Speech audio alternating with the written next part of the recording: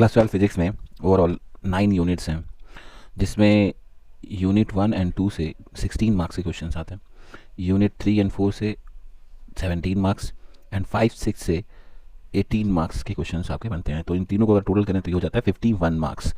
और last unit 9 में एक ही चैप्टर है, सेमीकंडक्टर या इलेक्ट्रॉनिक डिवाइसेस, जिसका जो वेटेज है वो है 7 मार्क्स। अगर इनका टोटल कर दें तो 58 मार्क्स हो जाता है, आपका अच्छा खासा परसेंटेज बन जाएगा इसमें, मतलब 84% के आसपास बन जाएगा अगर आपका 58 मार्क्स आ जाता है। और अगर आपको 90+% की कैटेगरी में आना है तो उसके लिए आपको यूनिट 7 एंड 8 इन दोनों को प्रिपेयर करना होगा, जिसका टोटल वेटेज है 12 मार्क्स।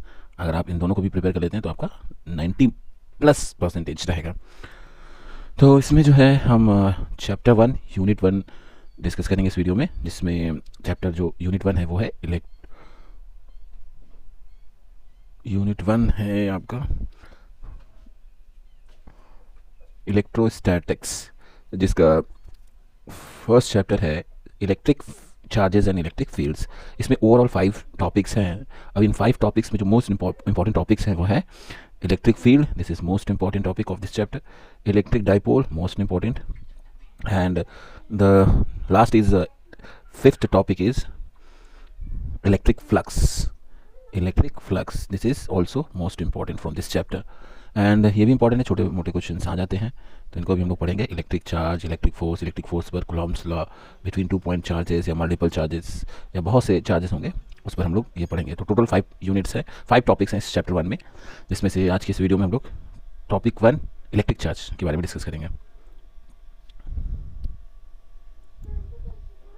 यह है इलेक्ट्रिक फर्स्ट टॉपिक नंबर 5, और इस टॉपिक नंबर 5 में जो इम्पॉर्टेंट टॉपिक है वो है Gauss theorem, electric flux. It is very very important, और इसमें गॉस थ्योरम बहुत इंपॉर्टेंट है और इसका यूजेस इंपॉर्टेंट है। Uses to find, Gauss theorem को यूज़ करके इलेक्ट्रिक फील्ड फाइंड करना होगा।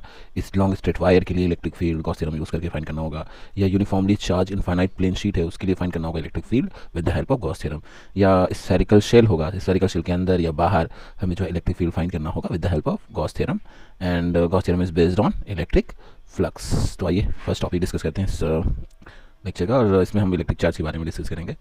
इलेक्ट्रिक चार्ज क्या होता है वो डिस्कस करेंगे, साथ में इसमें फार्मूला, यूनिट, डायमेंशन और इसकी कुछ प्रॉपर्टीज़ है, जैसे charges are quantised, conserved, and charges के बीच अट्रैक्शन, रिपल्सन, चार्जेस को कैसे डिटेक्ट करते हैं, कौन सा डिवाइस है, चार्जेस के बेसिस पे इंसुलेटर एंड कंडक्टर, कैसे हम किसी बॉडी को चार्ज करते हैं, क्या मेथड्स हैं, conduction and induction, and last topic dielectrics. इन सभी को हम इलेक्ट्रिक चार्ज में डिस्कस करते हैं। तो इलेक्ट्रिक चार्ज होता क्या है? Electric charge is intrinsic property, मतलब इंटरनल प्रॉपर्टी होता है किसी भी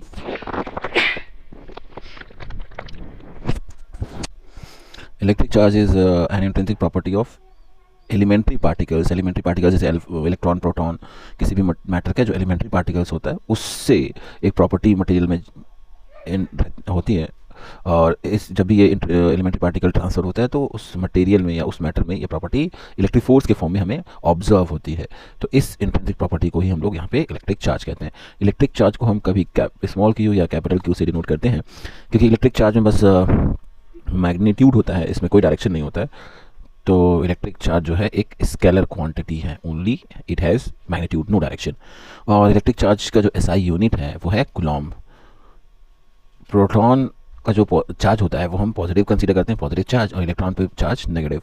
जब किसी मटेरियल से इलेक्ट्रॉन्स निकल जाता है तो इस मटेरियल को हम कंसीडर करते हैं इसमें पॉजिटिव चार्ज डेवलप हो गया, और अगर किसी मटेरियल में इलेक्ट्रॉन एंटर कर गया तो हम कहेंगे इस मटेरियल में नेगेटिव चार्ज आ गया। एक इलेक्ट्रॉन पे जो चार्ज होता है वो होता है 1.6 × 10⁻⁻19 कूलॉम, 10⁻⁻19 कूलॉम, ये होता है एक इलेक्ट्रॉन पे चार्ज। और फॉर्मूला होता है Q = Ne, n मतलब number of electron, 1 electron, 2 electron, 3 electron, and E is एक इलेक्ट्रॉन पर चार्ज। इन दोनों को अगर मल्टीप्लाई करेंगे तो हमें ओवरऑल चार्ज मिल जाएगा, कितना चार्ज है। ये है 2 न्यूमेरिकल, एंड इन दोनों को हम डिस्कस कर लेते हैं कैसे सॉल्व करते हैं न्यूमेरिकल्स ऑन इलेक्ट्रिक चार्ज पर। फर्स्ट न्यूमेरिकल इज एक कंघी है जिसको किसी पर्सन के बाल में कॉम्ब किया जा रहा है ड्राई डे के टाइम।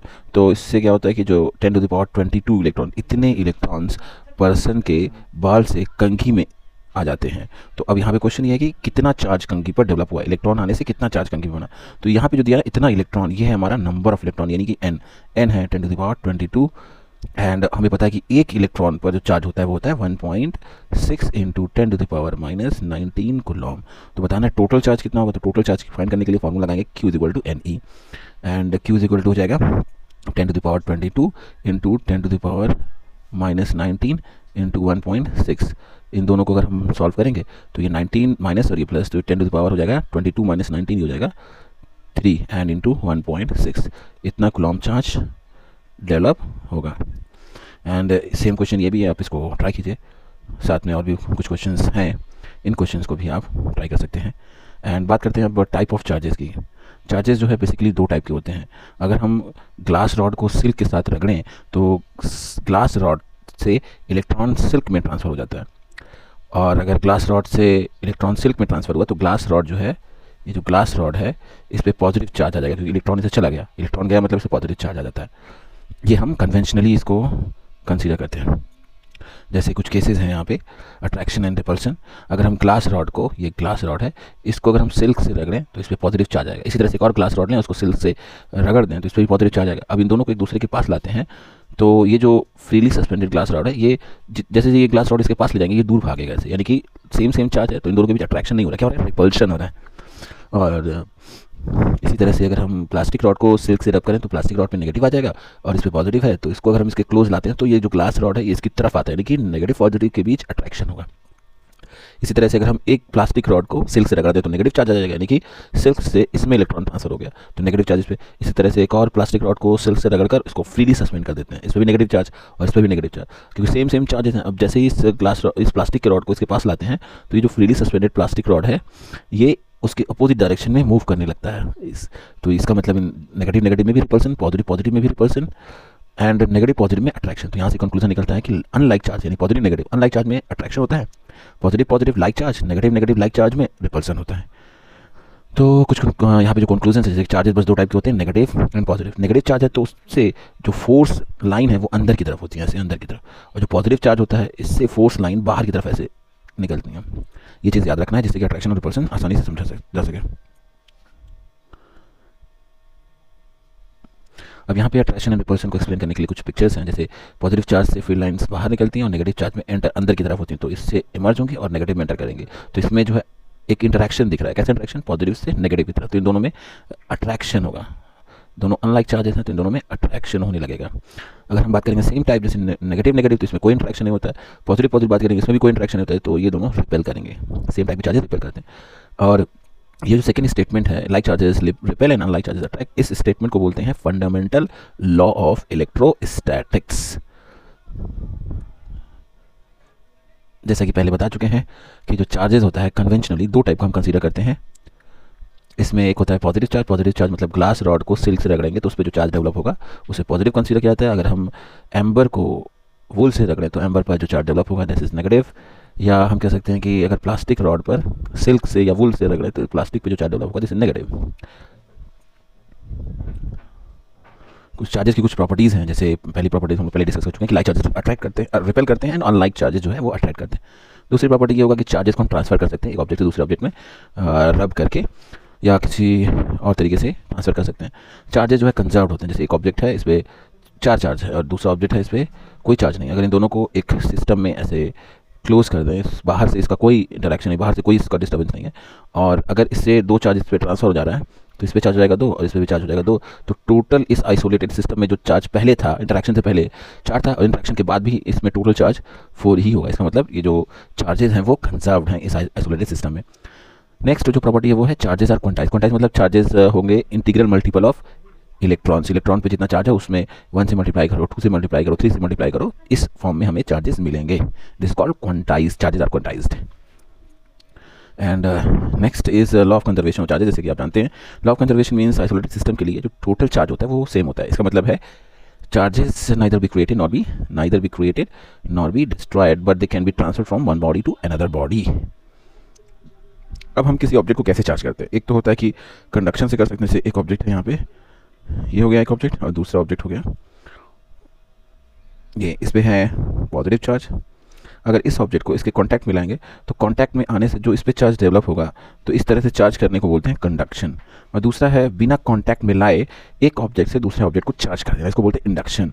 और ये कैसे होता है, इसका एक डेमोन्स्ट्रेशन आप सामने देख सकते हैं। यहाँ पे एक रॉड है, ग्लास रॉड, जिस पे पॉजिटिव चार्ज डेवलप किया गया है। इसको अगर हम किसी कंडक्टिंग रॉड के पास लाते हैं, कॉन्टैक्ट में नहीं, थोड़ा सा दूर रखते हैं, पास में लाते हैं, तो कंडक्टिंग रॉड के ऊपर जिस साइड ग्लास रॉड है, कंडक्टिंग रॉड के पास में जो ग्लास रॉड पॉजिटिव था उसको लाएंगे तो इस पर नेगेटिव चार्ज डेवलप हो जाएगा। और नेगेटिव चार्ज यहाँ पे डेवलप होगा तो दूसरे साइड पॉजिटिव, क्योंकि यहाँ से इलेक्ट्रॉन इस साइड आ जाएंगे, इस साइड नेगेटिव और इस साइड पॉजिटिव। तो बिना कॉन्टैक्ट के ही चार्ज इस पर क्या हो गया, इस पर प्रोड्यूस हो गया। And this type of charging is called induction. तो यहाँ पे जो चार्जेस प्रोड्यूस हुआ इसको बोलते हैं इंड्यूस्ड चार्ज। और ये जो चार्जेस हैं जिसके हेल्प से हम इंड्यूस कर रहे हैं इसको बोलते हैं इंड्यूसिंग चार्ज। उसके बाद नेक्स्ट है measurement of charges. Measurement means कि कैसे हम चार्जेस को डिटेक्ट करते हैं। तो आप इसको एक बार यहाँ पे डिटेल से पढ़ सकते हैं। और कैसे डिटेक्शन करते हैं, बहुत ईजी है। जैसे मान लीजिए कोई ऑब्जेक्ट हमारे पास है, इस ऑब्जेक्ट पे कोई चार्ज है, नेगेटिव नेगेटिव नेगेटिव। अगर इसको हम इस नॉब से टच कराएं तो नेगेटिव चार्ज यहाँ से ट्रांसफ़र होकर पास होगा, क्योंकि कंडक्टर है, ये कंडक्टर से चार्जेस फ्लो कर सकते हैं। फिर यहाँ पे लगा है गोल्ड फॉइल, एक यहाँ पे और एक यहाँ पे। तो गोल्ड फॉइल में भी ये चार्जेस फ्लो कर जाएंगे, क्योंकि दोनों सेम टाइप के चार्ज है। तो गोल्ड फॉइल में रिपल्शन होगा, एक इस साइड वाला इस साइड तरफ मूव करेगा और राइट साइड वाला राइट साइड, लेफ्ट वाला लेफ्ट साइड एंड राइट वाला राइट साइड।